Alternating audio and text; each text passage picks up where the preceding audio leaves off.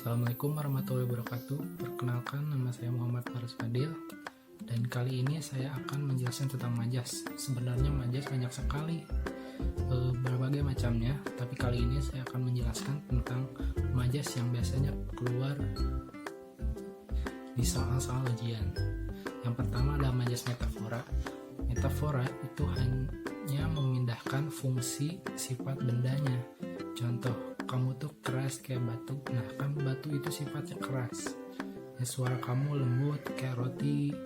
Tatapanmu teduh kayak pohon. Nah, fungsi objek dipindahkan ke objek lain. Matamu teduh bagai pepohonan.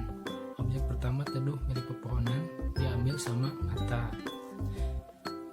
Sifatnya diambil untuk kita pakai ke hal yang lain, memindahkan sifat satu ke sifat lainnya. Yang kedua adalah majas personifikasi. Kayak bahasa yang seharusnya hanya bisa dilakukan manusia, bisa dilakukan oleh benda mati. Lihat pohon itu menari-nari, ya kan? Menari-nari itu hanya bisa dilakukan oleh manusia. Dengarkan nyanyian pepohonan ini. Lihat daun itu melambai-lambai kepadaku. Tiba-tiba kita pakai untuk benda mati atau benda lainnya. Jadi kuncinya, kalau pekerjaan yang biasa dilakukan manusia tiba-tiba dilakukan oleh benda mati, maka itu adalah majas personifikasi. Untuk mengingat majas personifikasi, person dalam bahasa Inggris bermakna manusia. Untuk memudahkan, maka personifikasi adalah majas yang memanusiakan apapun itu, ya, secara kerja fisik dan secara perasaan. Juga misalnya tanah sedih ketika sudah tidak mempunyai teman lagi dan akhirnya pasrah ditarik oleh gravitasi. Itu personifikasi. Yang ketiga, majas litotes. Litotes adalah sebuah gaya bahasa yang bertujuan untuk merendahkan maksud sebenarnya. Dalam artian tujuannya merendah. Contoh, singgahlah di gubuk kami, padahal rumah mewah ya, orang kaya. Maaf, hanya ada makanan sederhana ini, padahal makannya pizza yang mewah. Yang keempat, ada majas hiperbola. Ini yang sering banyak dipakai dalam soal dan mudah dikenali majas ini. Majas hiperbola adalah sesuatu yang dilebih-lebihkan. Matamu seperti rembulan bercahaya, akan itu berlebihan sekali. Badanmu kekar seperti gunung, gairahmu bergemuruh seperti lautan.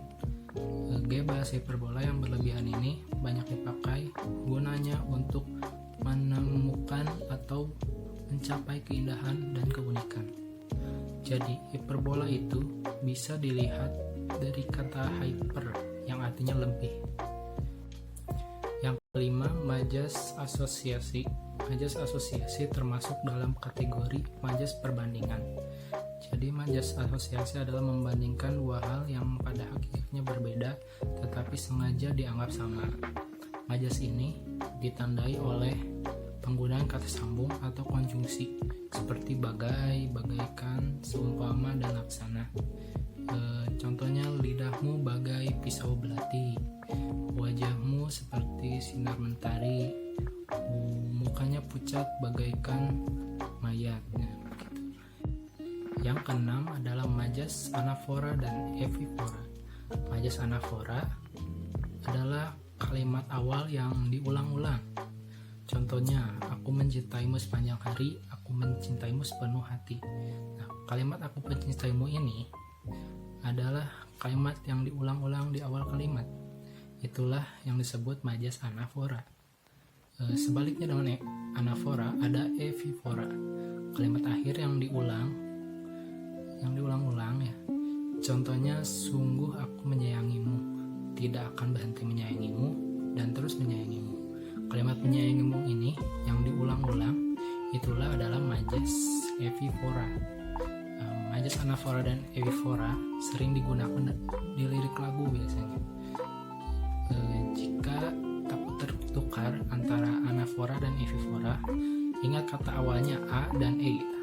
urutannya kan biasanya A itu di awal dan E itu akhir, berarti A kalimat diulang yang di awal anafora, E kalimat yang di awal kalimat akhir yang diulang-ulang, itu jadi evifora yang diulang-ulang di akhir. Yang majas terakhir ini adalah majas metonomia, kayak bahasa yang beriklan atau bersponsor karena menyebutkan merek.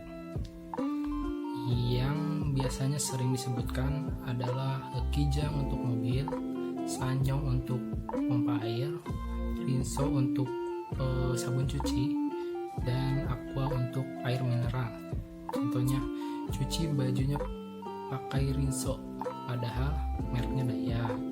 Maaf, hanya ada Aqua padahal mereknya ada Masum. Sekian dari saya tentang majas yang biasanya keluar di soal ujian.